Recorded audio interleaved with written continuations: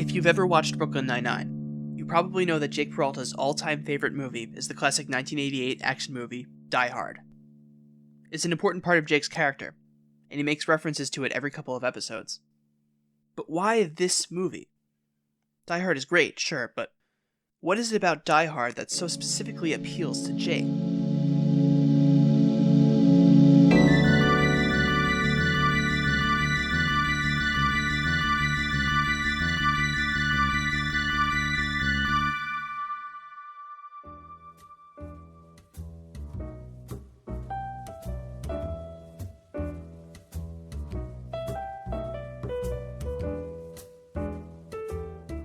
For those unfamiliar, Brooklyn Nine-Nine is an ensemble workplace comedy set in a police precinct. Jake Peralta, the lead character, is a police detective, and he, well, as Terry Crews puts it, he likes putting away bad guys and he loves solving puzzles. The only puzzle he hasn't solved is how to grow up. That was very well put.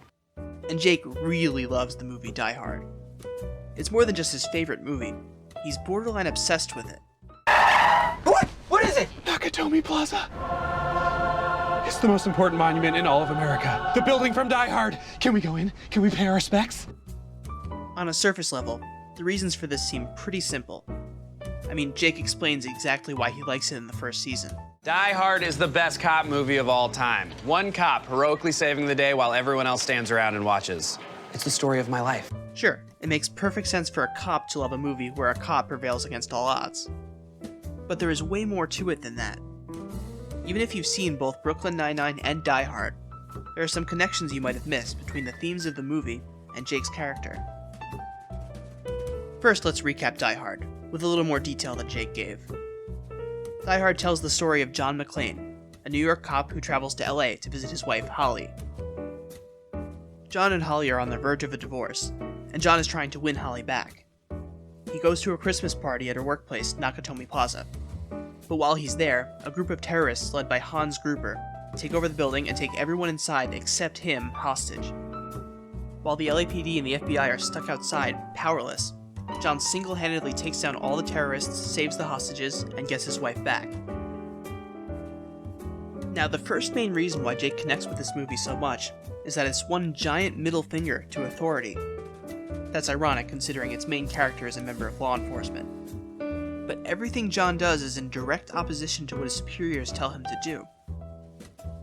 The FBI keeps telling him over and over to give himself up, stop interfering, and let the higher-ups take care of things. But John refuses. He doesn't trust the cops outside to get it right, and he takes matters into his own hands.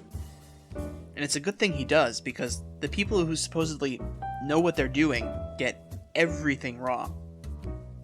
From the very beginning, government policy, bureaucracy, and red tape does nothing but mess things up. Starting when John finally gets to make a phone call for help. Attention, whoever you are, this channel is reserved for emergency calls only. No f***ing shit, lady! Do I sound like I'm ordering a pizza? They have already killed one hostage. They are fortifying their positions while you're jerking me off on the radio. Now send the police Sir, back I've up already ASAP. told you. This is a reserved channel. If this is an emergency call, dial 911 on your telephone. When the FBI shows up on the scene, they do everything by the book. Literally. They have a standard plan for a terrorist hijacking that they follow to the letter. A playbook that Hans Gruber knows.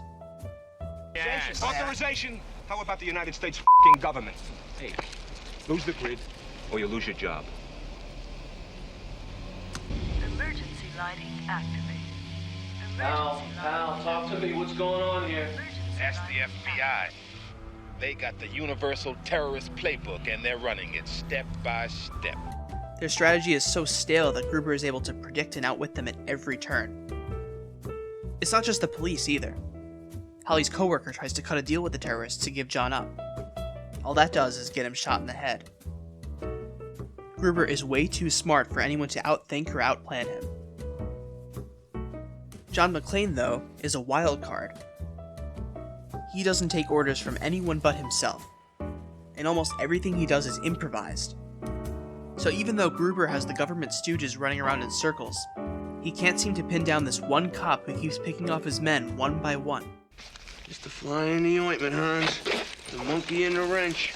A pain in the ass. Big fancy government organizations don't get the job done. All it takes is one guy who knows how to trust his gut. And what's the big reveal at the end of the movie? Hans Gruber isn't some kind of political mastermind who's trying to start international drama. He's just a regular thief who wants to rob the place and disappear. That's not the kind of person that Homeland Security is used to dealing with, but it's exactly the right bad guy for a New York cop. Die Hard is a child's fantasy of what it's like to be a police officer, and the movie knows it too. Take this conversation. Just another American who saw too many movies as a child. Another orphan of a bankrupt culture who thinks he's John Wayne, Rambo, Marshall Dillon. I was always kind of partial to Roy Rogers, actually. I really like those sequin shirts. Do you really think you have a chance against us, Mr. Cowboy? Yippee-ki-yay, motherfucker. In case you didn't know, the people they mention are classic Western lawmen. Gruber is making fun of John, and the audience, for thinking that lone heroes like Roy Rogers could ever succeed in real life. But that's exactly what Die Hard is.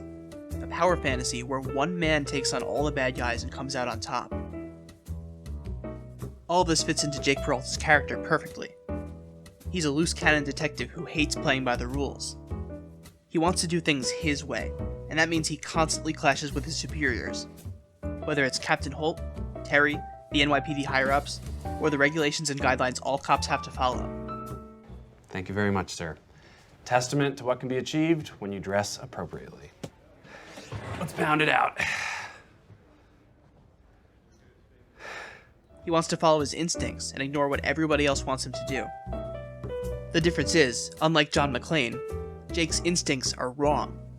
A lot. Keep it up, Jake! He's yours! He's yours! He's yours! I know! I feel like the coolest person in New York City! For every time Jake follows his gut and catches the bad guy, there's another time where his reckless streak causes criminals to get away, or for his friends to get hurt. Whenever he forgets to ask for help, or ignores advice from people who know what they're talking about, it comes back to bite him. The show is in part about Jake learning to cooperate with other people, and understanding that he isn't in this alone. He has a whole squad to back him up. Because if you take a look to your left, you'll see Detectives Boyle and Diaz. Right there is Detective Santiago. And behind you is Captain Holt. Point is, my team has you surrounded. Okay, so Jake gets his unrealistic view of the police from over-the-top action movies. But that kind of portrayal isn't unique to Die Hard. Why this movie? To understand, we have to look at the main reason why Die Hard resonates with so many people, enough to get 4 sequels made. It all has to do with the supposed macho man hero of the movie, John McClane. This is the first scene of the movie.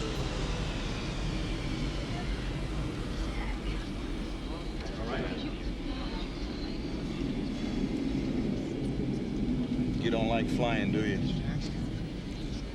What gives you that idea? Does that look like a tough guy who can take out an entire building of terrorists by himself? That's the difference between John and, say, the average Arnold Schwarzenegger character.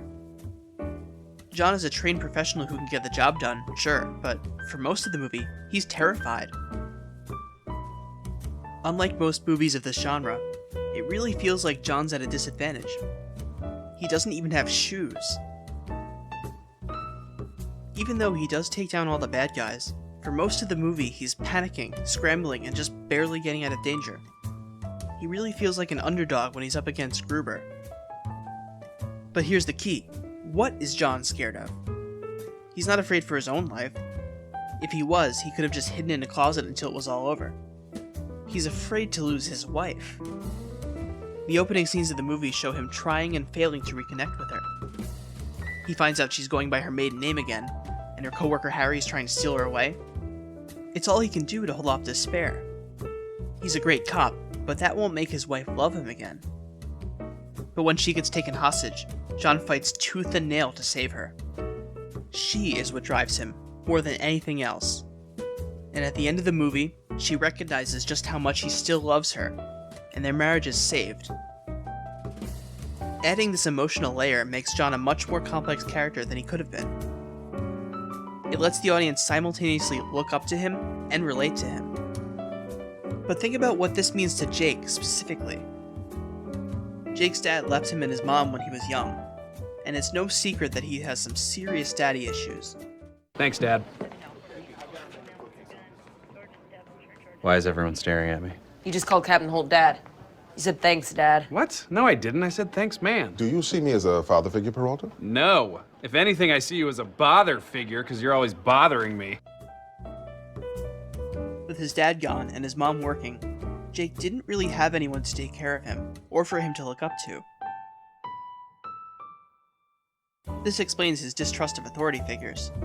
He's used to doing things himself, even when he shouldn't have to.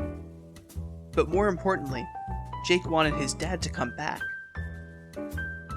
As an adult, we see Jake idolize his dad and overlook his many, many flaws. More than anything else, he wanted his family to be whole again.